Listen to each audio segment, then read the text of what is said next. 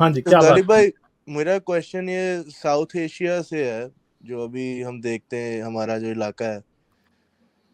तो हाँ मैं जी। ये जानना चाहता हूँ कि क्या इस इलाके में कभी हम प्रोग्रेस देख पाएंगे? बिकॉज हमारा इलाका तो ऐसा है कि ना ये एनलाइटनमेंट से गुजरा है, ना ये इंडस्ट्रियल रेवोल्यूशन से गुजरा है, और ना ही तो इसमें कोई रिलीजियस वॉर्स हुई हैं, और ना ही तो यहाँ के लोगों ने कभी यूनिवर्सिटियां बनाई हैं, कभी अपने राइट्स भी नहीं मांगे स्टेट से। तो इन्हें तो पता ही नहीं है कि स्टेट और सोसाइटी का कॉन्सेप्ट क्या होता है। तो क्या यहाँ पे तरक्की कभी हो पाएगी? क्या यहाँ एथियस्ट तो छोड़िए, कभी लोग खाना भी खा पाएंगे? मैं ये जानना चाहता हूँ। यार, और इतनी भी ग्रिम पिक्चर भी नहीं है और इतनी अच्छी भी नहीं है। आई थिंक कि अगर हम पाकिस्तान की अगर आप मिसाल ले लें, अगर पाकिस्तान एक रिलीजियस सोसाइटी ना होता तो मैं पाकिस्तान को एटलीस्ट वहां जरूर देखता हूँ जहां पे आज सिंगापुर है। ओके। ठीक है। पाकिस्तान में जो एक मजहबी और सियासी तड़का लगाया गया और जो आर्मी ने एक तमाशा लगाए रखा, अगर वो ना होता तो हम आज एटलीस्ट सिंगापुर वाली सिचुएशन पे जरूर होते। ठीक है, मैं ये समझता हूँ।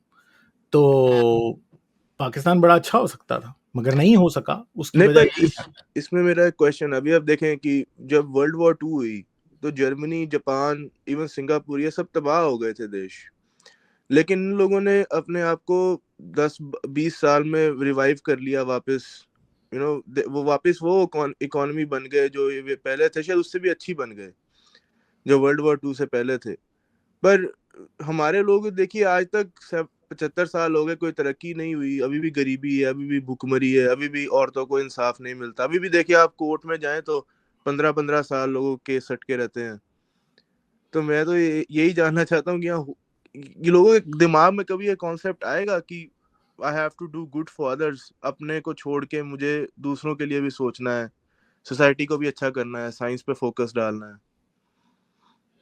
देखिए, लोगों के जहन में ऑलरेडी है, ऐसा नहीं है कि नहीं है। ये मत समझेंगे हम लोग इनकेपेबल हैं, हम लोग ठीक हैं यार। हमारा अगर हम देखें, यही साउथ एशिया था जो कि दुनिया में एक वक्त सबसे तरक्की याफ्ता सिविलाइजेशन यहाँ पे थी, इंडस वैली सिविलाइजेशन और सब कुछ हम ही लोग थे ना। तो बट वो तो बहुत पुरानी बात है, हमने तो कोई यार वो यूनिवर्सिटी भी नहीं बेशक बनाई। पुरानी बात हो ना, वो ये तो साबित करती है ना कि हम केपेबल हैं। ये अगर जो केपेबल होते तो कॉलोनाइज क्यों होते? चंदा, अगर केपेबल होते तो कॉलोनाइज क्यों होते, ये बात जो है ना, ये तो एक टोटली वेबसाइट बात है। कैपेबिलिटी का कॉलोनाइज होने से क्या ताल्लुक है? जब आपके आपके आपको शेर खाने आ जाए तो आदमी क्या कर लेगा, मुझे बताएं। अब भागो या हम खाए जाओ। हाँ तो भाई यही हुआ ना, जब जब आपके पास ऐसे लोग आ गए जो कि रूथलेस थे, जिनके पास हौसला आपसे बेहतर था, तो वो आपको कॉलोनाइज कर लेंगे ना। ठीक है। और दूसरी बात ये है कि फिर एक और चीज ये है कि कैपेबिलिटी की बात, अगर आप ये कहेंगे हम कैपेबल नहीं है, तो वो मैं नहीं मानता। हाँ, हमने फैसले गलत किए हैं, उनकी वजह से ऐसा हुआ है, वो एक अलग बात है।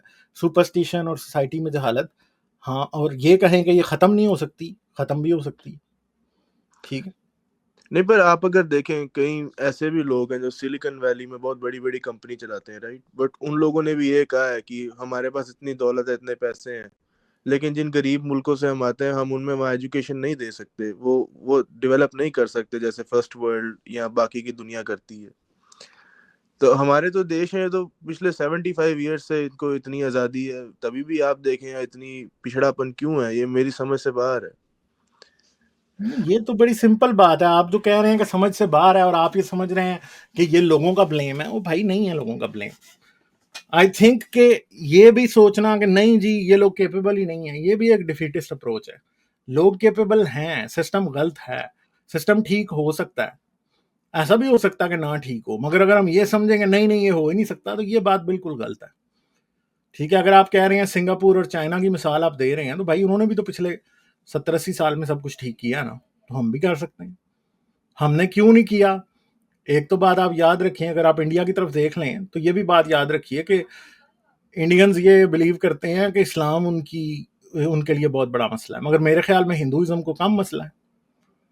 जब आपने सोशल स्ट्रेटिफिकेशन पैदा की हुई है, जब आप एक खास तबके को ऊपर ही नहीं उठने देते थे, आपने हजारों साल से दबा रखा था और पिछले 75 साल से भी कई ट्रिक्स के जरिए उनको दबा रखा है, और लोगों को इक्वल अपॉर्चुनिटी, और इक्वल अपॉर्चुनिटी तो वैसे भी एक फ्रॉड होता है। इक्वल अपॉर्चुनिटी, आप लोगों को इक्विटी पे डील नहीं कर रहे, आप लोगों को नीचे वालों को उठाना ही नहीं चाहते। तो जब आप अपने लोगों को ऊपर नहीं उठाना चाहते तो आपका मुल्क आगे कैसे बढ़ेगा? क्योंकि लोग ही तो मुल्क होते हैं भाई असल में, ठीक है।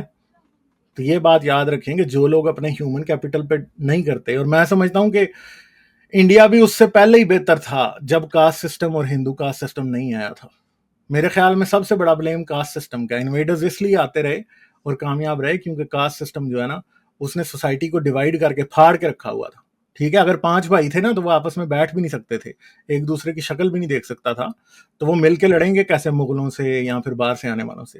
वो भाई हम वो लोग थे जिन्होंने सिकंदर को यहाँ से वापस भेज दिया था, सही है। सिकंदर एग्जैक्टली हमारे पंजाब में डिफीट होके वापस गया था, सही है। और नहीं हम पर जो है वो बाद में दुनिया से मार खाते रहे, सही है। क्यों मार खाते रहे? क्योंकि हिंदुइज्म आ गया था। ब्लेम सारा इस्लाम को करें, मगर हिंदुइज्म ने भी तो वही काम किए हुए हैं ना असल में। नहीं पर गालिब भाई, ये आप अब देखे जो हार्वर्ड जैसे बड़ी बड़ी यूनिवर्सिटीज है दुनिया में, हार्वर्ड हो गंगा गई अब। यूनिवर्सिटी में किसी के पढ़ने से कुछ साबित नहीं होता भैया, वो एक नहीं नहीं, मैं इंडिविजुअल की अचीवमेंट है। मेरी मेरी बात तो सुने, मेरी बात तो सुने। अभी आप देखें बड़ी बड़ी यूनिवर्सिटीज जो दुनिया में है, उसमें जो स्कॉलर्स जाते हैं, जो साइंस पढ़ते हैं, साइंस पढ़ाते हैं, वो बहुत टाइम रिलीजियस भी होते हैं, एथियस्ट भी होते हैं। तो आपके जो रिलीजियस और एथियस्ट होने से जो आपके जो ओवरऑल ग्रेडिंग परफॉर्मेंस है उसमें ज्यादा फर्क नहीं आता। बट यार मैं कहाँ कह रहा हूँ कि एथियस्ट होने से कोई फर्क आता है, मैं तो सोसाइटी में इक्वालिटी की बात कर रहा हूँ। आपको पता है दुनिया की सबसे बड़ी प्रॉब्लम क्या है? क्या, दुनिया की सबसे बड़ी प्रॉब्लम इनइक्वालिटी है भाई। हर चीज की जड़ इनइक्वालिटी है। मैं समझता हूँ गालिब भाई, मैं तो समझ भाई रहा हूँ। इनइक्वालिटी जब आप कायम कर देंगे, और फर्ज करें कि इंडिया से 4 ब्राह्मण जाके गूगल के सीईओ बन जाएंगे, तो आप समझते हैं कि इंडिया आगे निकल गया? नहीं, वो ब्राह्मण आगे निकले हैं भैया। पर गालिब भाई इंडिया ने, मेरी बात तो सुने, मेरी बात तो सुने, समझे तो सही। अभी आप मैं देखें समझ कि रहा हूँ। हमारा जो इलाका है उसमें अभी जो एजुकेशन है 200 साल पहले ही आई है। क्योंकि जो जो मॉडर्न यूनिवर्सिटीज हैं ये ब्रिटिश बना के गए थे, उससे पहले तो थी ही नहीं। मुसलमानों ने कुछ नहीं बनाया, ना इंफ्रास्ट्रक्चर बनाया, ना यूनिवर्सिटी बनाई, कुछ नहीं तो बनाया। हिंदुओं ने क्या बना लिया था भाई? हाँ तो उन्होंने भी कुछ नहीं बनाया। मैं हम्म। वही तो मेरे कहने का मतलब है कि लोगों के दिमाग में एजुकेशन की इम्पोर्टेंस का कॉन्सेप्ट ही नहीं है। चंदा, ये एजुकेशन की इंपॉर्टेंस की बात ही नहीं है ना। देखें, आपने ये कहा कि बाहर से इन्वेडर्स आके क्यों कामयाब होते रहे। जो मुल्क एजुकेटेड नहीं थे वहां पे भी इन्वेडर्स कामयाब नहीं हुए। क्यों? क्योंकि वहां के लोगों में अदम बराबरी या इनइक्वालिटी उतनी ज्यादा नहीं थी जितनी इंडिया में थी, ठीक है। ओके। भाई गौरी और गजनवी और मुगल क्यों आके कामयाब रहे? वो इसलिए कामयाब रहे कि भाई हिंदुओं ने तो अपने लो कास्ट को एक साइड पर किया हुआ था, ब्राह्मण जो है वो तो लड़ता नहीं था, ठीक है। और एक कास्ट का के हाथ उन्होंने ये लगाया हुआ था कि तुम लड़ोगे। तो भाई जब आपकी आपकी ज्यादातर सोसाइटी मुल्क के इंडिपेंडेंस की रिस्पॉन्सिबिलिटी में अपना हिस्सा ही नहीं डाल रही, तो मुझे फिर आप बता दें कि कैसे मुल्क आजाद रहेगा? भाई नहीं नहीं मुसलमान आते थे तो क्या मुसलमान ये किसी को कहते थे कि तू मेरी मस्जिद में नहीं आ सकता? नहीं। क्या मुसलमान ये कहते थे किसी ऐसे मुसलमान को कि तूने मुझे टच कर लिया तो मुझे जाके नहाना पड़ेगा? नहीं। क्या वो कहते थे कि तुम कुरान नहीं पढ़ सकते, तुम नमाज नहीं पढ़ सकते, मंदिरों में दाखिल नहीं हो सकते, हम तुमसे शादी नहीं करेंगे? ठीक है, ये सब कुछ तो नहीं था ना।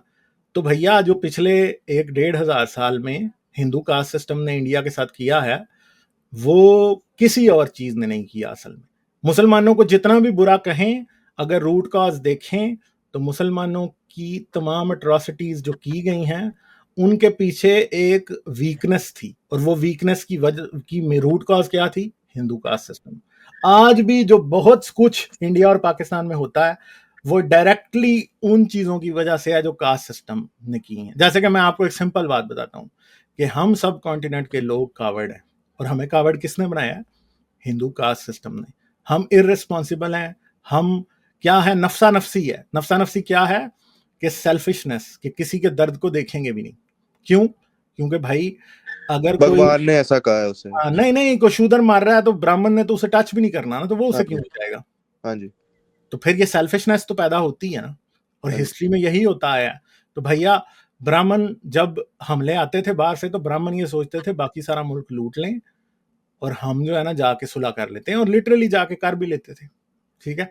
आप जाके किसी भी हिस्टोरियन से पूछ लें, इंडियन हिस्टोरियन से, वो आपको बता देगा कि किस किस पॉइंट पे कैसे कैसे जो है वो मुल्क के मफाद के खिलाफ जो ऐसा हुआ था कि कास्ट सिस्टम की बेस पे इस तरह की सिचुएशन पैदा हुई। ठीक है, नहीं पर गालिब भाई अगर आप ये भी देखें ना, वेस्टर्न कंट्रीज जो भी बहुत डेवलप्ड हैं, उनमें भी एक टाइम स्लेवरी थी कि लोगों जो काले लोग थे और जो औरतें थी उनके खिलाफ बहुत ही मतलब एक डिस्क्रिमिनेशन बहुत ज्यादा थी। बट तब भी इन लोगों ने डेवलपमेंट की, इन्होंने बड़ी बड़ी मशीनें भी बनाई, बहुत सारी इन्वेंशंस भी यहाँ हुई। हमारे वहाँ तो जीरो के अलावा इन्होंने कुछ और ढूंढा ही नहीं, और ना ही वहाँ कोई कभी औरतों को सही राइट्स दिए। लोग 30 साल की उम्र में मर जाते होते थे, ये भी अकाउंटेड है कि यार इंडिया वो तो में। यूरोपियंस भी 30 साल में मर जाते होते थे, इसमें क्या है? नहीं पर अगर आप यूरोपियंस को देखें तो वो क्या कहते हैं, उनके डिस्पाइट द यार फैक्ट कि यूरोपियन वहाँ ने तरक्की तब की जब वो मजहब के चुंगल से आजाद हुए। क्या इंडिया या पाकिस्तान आज भी मजहब के चुंगल से आजाद हैं? नहीं, नहीं हुए ना। पर तो जिस दिन हो एजुकेशन के जाएंगे ना बिना तो उस नहीं हो दिन, सकते उस ना। दिन नहीं नहीं, आप जो कंपैरिजन कर रहे हैं ना वो जस्ट नहीं है। जिस दिन हम मजहब के चुंगल से आजाद हो जाएंगे, जहालत और रेसिज्म और कास्टिज्म के चुंगल से आजाद हो जाएंगे, उस दिन आप ये कहिएगा कि हम तो कुछ नहीं कर सके, क्योंकि जारी बात है हमारी जर्नी तब शुरू होगी। ठीक है, वो अभी तक शुरू नहीं हुई। चलें फिर, ठीक है, सही है। और मेरा मेरा एक और सवाल है छोटा सा। अभी हाँ आप जी। अगर देखें कि जो गुड लुकिंग और लंबे लोग होते हैं, वो जो शॉर्ट लुकिंग और अगली लोगों से ज्यादा कमाते हैं। Do you think this is a true statement और नो? मेरे बिकॉज ख्याल में लुक्स जो है ना वो दुनिया में हर जगह मैटर करती हैं। ठीक है, और ये जो है ना, ये आपको मैं एक बात भी बता दूं, आज जो लोग खूबसूरत दिख रहे हैं ना, वो इसलिए खूबसूरत दिख रहे हैं क्योंकि आप ये बात समझ लें कि पास्ट में उन्होंने ऐसे लोगों से, ऐसी औरतों से शादियां की जो खूबसूरत थी, तो उनके जीन्स बदल गए। आप आज से 100 साल पहले के अरबों के पास चले जाएं तो आपको नजर आ जाएगा कि वो किस तरह के थे, और जब से उनके पास तेल आया तो उन्होंने गैर मुल्की औरतों से शादियां कर करके आज उनकी नस्ल ही बदल गई। ठीक है, तो भैया ये तो बात है। और दूसरी बात ये है कि ये डिस्क्रिमिनेशन तो दुनिया में मौजूद है, और ये इनजस्टिस है। मैं तो इसके खिलाफ हूं असल में। ठीक है, कोई शख्स अपनी शक्ल पे फख्र नहीं कर सकता। ठीक है। क्यों? क्योंकि उसको जीन्स तो भाई उसने उसने खुद थोड़ी ली हैं। जीन्स में मेरी काबिलियत क्या है? और मसला ये है कि ये बात सिर्फ खूबसूरती पे अप्लाई नहीं होती भैया, ये तो इंटेलिजेंस पे भी अप्लाई होती है। ठीक नहीं है, पर इंटेलिजेंस में तो आप क्या कहते हैं, आप स्पेशलाइज कर सकते हैं ना डिफरेंट चीजों में। नहीं ना भाई, कुछ लोग नहीं कर सकते ना। मैं इंटेलिजेंट हूं ना, तो मैं लकी हूं कि मैं, मेरे जीन्स और मेरा ब्रेन ऐसा है कि वो चीज़ों को समझ सकता है। बहुत से लोग वाकई लर्निंग डिसेबिलिटीज और चीज़ों के साथ ऐसे होते हैं कि वो सिचुएशन अचीव ही नहीं कर सकते जो आप और मैं कर सकते हैं। नहीं पर उनकी संख्या बहुत कम है दुनिया में देखें तो। चंदा वो चाहे कम है मगर वो है तो है ना, इतनी भी कम नहीं है, ये भी मत समझिएगा। और दूसरी बात याद रखिएगा कि पूरी पूरी कौमें जो है ना, वो उनके दिमाग इतने डेवलप नहीं हो पाते, क्योंकि जब वो इतनी टेंस सिचुएशन में रहती है ना, जब माँ प्रेग्नेंट होती है ना, अगर उसका कोर्टिसोल हाई हो ना और वो मेल न्यूरिश्ड हो, तो बच्चा मेंटल डिसेबिलिटीज उसको होती हैं। पूरी जिंदगी के इमोशनल प्रॉब्लम्स होते हैं उन बच्चों के साथ। आप और मैं ये बात समझ भी नहीं सकते कि किसी इंसान की अगर एबिलिटी कम है तो असल में उसका कसूर नहीं है। कुदरत ने ना, वो जैसे ताश के पत्ते नहीं बांटते आप हम्म। जब आप रंग खेलते हैं, ठीक है, तो कभी कभी आपके पास एक ऐसा ऐसा आपके पास 7 के 7 पत्ते ऐसे आ जाते हैं जिनमें दुखियां और तिखियां और चौकियां होती हैं और आप कुछ भी नहीं कर सकते। तो भैया कुछ लोगों के साथ कुदरत ने या नेचर ने वाकई ऐसा किया होता है। समझ गए आप? आपको कोई शख्स नजर आएगा गली में जाता हुआ, अजीब से तरीके से चल रहा है, मुंह से बेचारे के रालें निकल रही हैं, ठीक है, सही तरीके से चला भी नहीं जा रहा, आंखों से पता लग रहा है पता नहीं बेचारा बहन गया, अजीब सा लग रहा है, और लोग उसको छेड़ रहे हैं। उसका कसूर नहीं होता भाई, उसके साथ कुदरत ने वो कर दिया कि जिसका कोई रिवर्सल किसी के पास नहीं है, तो अब वो क्या करे? ठीक है, तो समझ गए?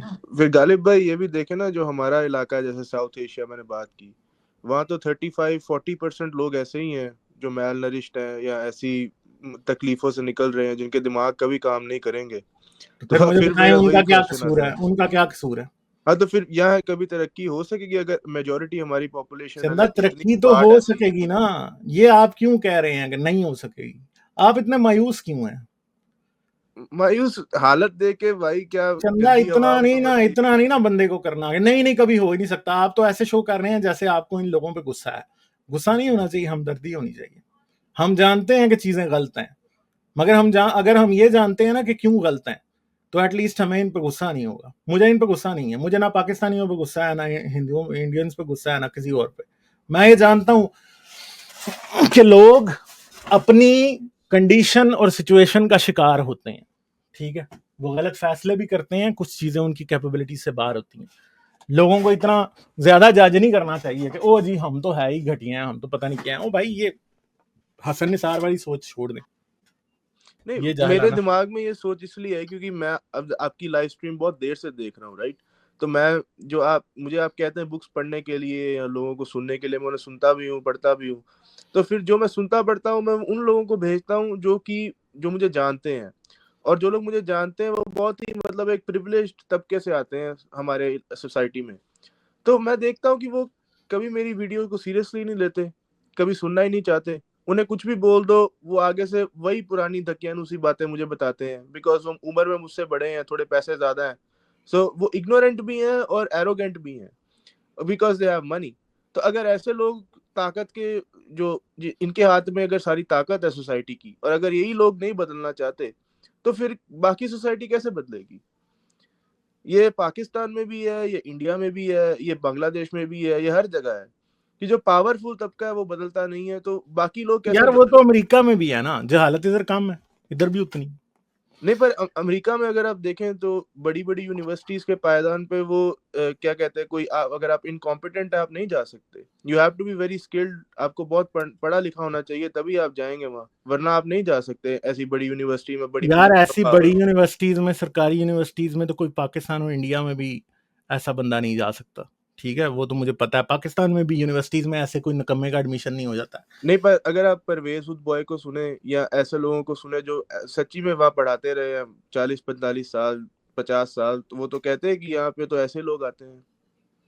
ऐसे लोग आते हैं क्योंकि सिस्टम ऐसे लोगों को ऊपर जाने का मौका देता है, मगर ऐसा नहीं है कि मेरिट ऑब्जर्व नहीं होता, होता है, ठीक है। पाकिस्तान में कायदे आजम यूनिवर्सिटी या पंजाब यूनिवर्सिटी में ऐसे ही किसी का एडमिशन नहीं हो जाता जिसने कभी मार्क्स ही नहीं लिए और पढ़ा ही नहीं है। सही लोगों का एडमिशन होता है, पढ़ना पड़ता भी है, ठीक है। चलें, ठीक है, ओके ठीक फिर। है गालिब भाई, एक मेरी रिक्वेस्ट है यार आपसे। आगे तो चलने दें, नहीं नहीं, आप तो एक एक दो बार रिक्वेस्ट सुन मुझे रोक लीजिए बस चुके थोड़ी सी। हैं। ये जो आप हमने भी बात की ना ऐसे, यहाँ तरक्की क्यों नहीं होती, मैं चाहता हूँ आप एक स्ट्रीम इस पे भी जरूर करें। चलें देखेंगे, आजकल हम जरा दूसरी तरफ जा रहे हैं, फिर देखेंगे, ठीक है, ओके थैंक यू गालिब भाई। ओके। Thank you.